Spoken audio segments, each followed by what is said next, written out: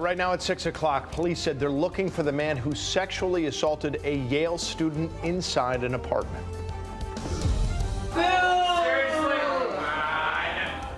Budget outrage in one Connecticut town. What parents and students had to say about the town council's actions last night. It's hard to not have any emotional attachment because you kind of have to get emotional attachment to buy the house. Now we're going to have a closer look at some of the real estate headaches facing home buyers in our state. All that and more right now at 6 o'clock.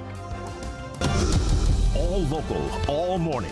This is Fox 61, Connecticut's news station.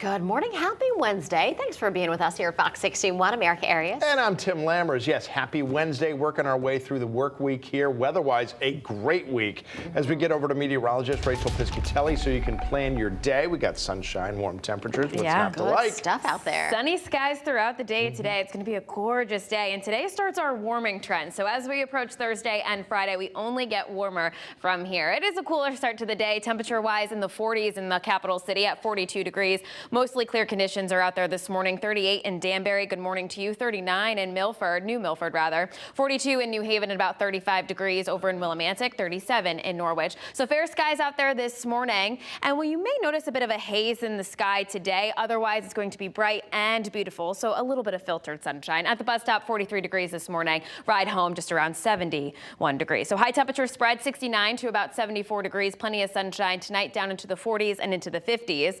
And then we're talking about some summertime warmth for Thursday, Friday to close out the work week and really welcome the first half of your weekend. We'll talk about just how high our numbers are expected to go coming up in just a bit. It's 6:02. Lauren, good morning. Good morning to you, Rach. Good morning, everyone. All of that early morning construction and the overnight construction pretty much all the way throughout the state has cleared, which is some good news. Let's bring your attention into the Hartford area. We had some heavy volume on the northbound side of I-91 as traffic was moving very slowly for construction cleanup. As we take a live look out there right now, traffic is moving freely, but I am seeing this FedEx tractor trailer that is disabled in the left lane on the northbound side. So just be mindful of this if you are heading into the capital city. Don't want anyone to not be paying attention and end up getting themselves or somebody else hurt.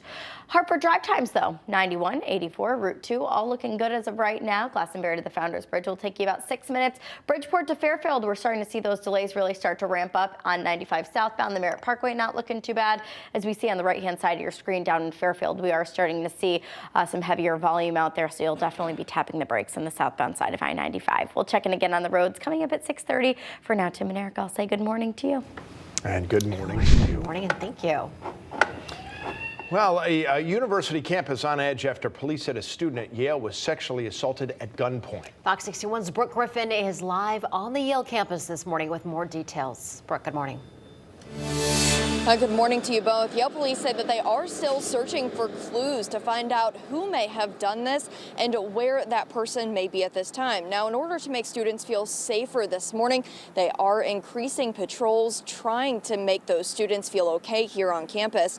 Officers tell us that that attack happened yesterday morning. Now, that was in an apartment near Elm and Park Streets in New Haven around 2 o'clock in the morning. Yale Police Chief Anthony Campbell says the victim is a Yale graduate student who was asleep in their bed when they woke up to a man pointing a gun at them. Campbell says that the man sexually assaulted that victim and then ran away. The victim has not been identified and likely won't be due to the nature of the crime, but that person was taken to the hospital and is expected to be physically okay. Police say they're still working on finding out who that suspect is and where they are at this time. Yale police say they've increased patrols on the campus and encourage anyone who feels unsafe at any time whatsoever to call them immediately. And both Yale and New Haven police departments are investigating what took place here. They say if you happen to know anything about what may have gone down, or even if you know who that suspect is, they would like you to give them a call. They can use any information possible for this. Live in New Haven, Brooke Griffin, Fox 61, Connecticut's news station. All right, Brooke, thank you. 6:04 this morning. Out in Brooklyn, Connecticut, the state inspector general is looking into what led up to a shooting by a state trooper. They said that trooper was called in to help with an eviction. Police said the tenant was holding a knife and refusing to leave when he was shot. This is around 9:30 Tuesday morning on Tiffany Street. The tenant was taken to a hospital in Worcester. Police haven't yet released the name of the tenant nor the trooper who shot him. And we have an update this morning on a crash that happened in Brooklyn, Connecticut. We now know that one of the drivers involved died. This happened on Route 6 just before 7 o'clock last night near the intersection with the Cherry Hill Road. State police say a car and a pickup truck crashed, and we do have a photo of the crash scene from a Fox 61 viewer. Police identifying the driver who died as 38-year-old Carlos Garcia Giron of Wilmantic. The other driver was taken to the hospital and is expected to be okay. The crash is under investigation. In East Hartford, officers sprang into action to wake up residents in the middle of the night to warn them of a fire.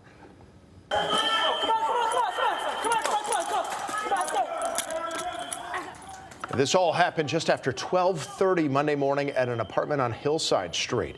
We don't know how the fire started, but it was in the basement, so it looks like maybe that gave rescuers a few extra moments to get dozens of residents out.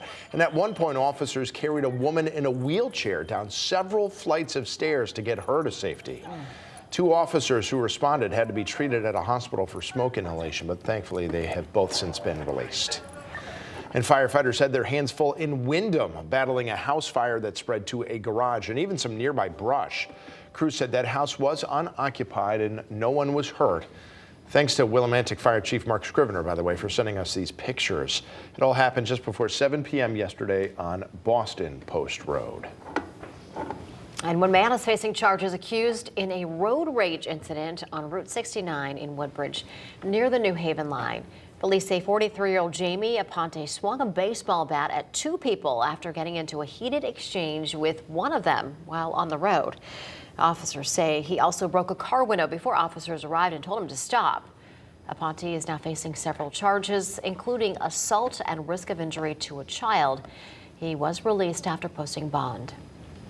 Well, today in New Haven, Governor Lamont is expected to discuss the end of the state's COVID-19 public health emergency. It's been in effect since March 10th, 2020, but it will expire tomorrow. By the way, you were just looking at video from the early days of the pandemic when the governor did daily COVID updates. Today, though, the message is going to be decidedly different. He's going to talk about how the ending will impact certain services and programs. 6:07 right now, and budget outrage in East Hampton last night. Parents and students are speaking out over proposed cuts. Yeah, it comes after the town council moved forward with a plan to slash the budget by $800,000. Fox 61's Angelo Bavaro is live in East Hampton to break down what comes next in this battle. Tim, Erica, good morning. And that vote by the town council last night now moves this big question onto the people of East Hampton. So a referendum will now take place later this month where people will get to vote on this proposed education budget and ultimately make their voices heard. Now, in that vote last night, the town council voting 4-3 in favor of those budget cuts rather than sending the budget back to the Board of Finance for more review. This proposal, this would cut school district funding by about $800,000. The plan would lay off 5 teachers, which likely means bigger class sizes, and also potentially eliminate a part-time school psychologist and math specialist. Parents, students, and staff, they have all been very vocal over the past few weeks, calling the potential cuts a disservice to quality education. Meanwhile, the town chair is defending this vote to move forward with this referendum. Take a listen. They'll have a chance to vote on it. The time in the past, like I've said at the meeting, every time we put the question on the budget, they came back too high consecutively. If this budget comes back too high, it's going to stay as is. I think that larger class sizes decrease education, increase classroom management, and also decrease the chances of helping students who may be in crisis. The Board of Finance pointing to factors like unfunded mandates, rising costs, and the effort to maintain a low tax base for the town as reasons for these proposed cuts. And that referendum for the town, that is now set for May 30th. We are live in East Hampton this morning.